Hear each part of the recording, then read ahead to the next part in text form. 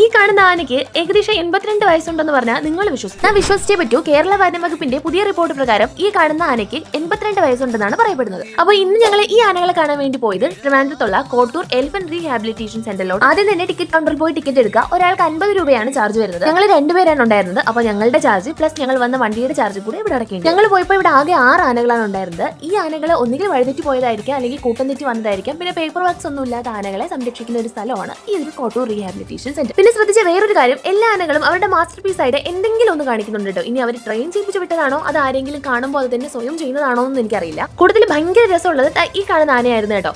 പുള്ളിക്കാരൻ ഞങ്ങൾ കണ്ട സമയം മൊത്തവും ഫുഡ് കഴിക്കുന്നുണ്ട്, എന്നാൽ കാലും തുമ്പിക്കൈയും വാലും ഒക്കെ ഇട്ട് കുറെ സ്റ്റെപ്പുകളും കാണിക്കുന്നുണ്ട്. ആനയുടെ അടുത്തൊന്നും പോകാനുള്ള അനുമതി ഇല്ലായിരുന്നു. മുമ്പൊക്കെ അത് ആളുകൾ പോയിട്ടുണ്ട് എന്നൊക്കെ ഞാൻ കേട്ടിട്ടുണ്ട്. ഞാൻ ആദ്യമായിട്ടാണ് ഇവിടെ വരുന്നത്. പക്ഷെ ഞങ്ങൾ പോയ സമയത്ത് ഒരു ബോർഡർ ലൈൻ കെട്ടിവിട്ടിട്ടുണ്ടായിരുന്നേ, അതിനപ്പുറത്തോട്ട് പോകാൻ അനുമതി ഇല്ലായിരുന്നു. ഇതാണ് ഞാൻ നേരത്തെ പറഞ്ഞ 82 വയസ്സായ സോമൻ ആന. ആനയ്ക്കൊക്കെ സോമൻ എന്ന് ആരെങ്കിലും പേരിടുമെന്ന് ഞാൻ ഒന്ന് ആലോചിച്ചേ. പക്ഷെ പേരിടും. ഈ ആനയ്ക്ക് മറ്റൊരു പ്രത്യേകത കൂടെയുണ്ട്. ഏഷ്യയിലെ തന്നെ ഏറ്റവും പ്രായം കൂടിയ ആനയായിട്ടും ഇതിനെ കണക്കാക്കപ്പെടുന്നുണ്ടെന്നാണ് പറയപ്പെടുന്നത്. എനിക്ക് ഓവറോൾ മൊത്തത്തിൽ ഇഷ്ടപ്പെട്ടു. അപ്പോൾ നിങ്ങളൊരു ആനപ്രേമിയാണെങ്കിൽ ഉറപ്പായിട്ടും നിങ്ങൾ പോവേണ്ട ഒരു സ്ഥലമാണ് കേട്ടോ. അപ്പോൾ അടുത്ത വീഡിയോ കാണാം. ഒന്ന് സബ്സ്ക്രൈബ് ചെയ്ത് വെക്കുക, കമന്റ് ചെയ്യുക, ലൈക്ക് ചെയ്യുക. ശരി, ഓക്കെ, ബൈ.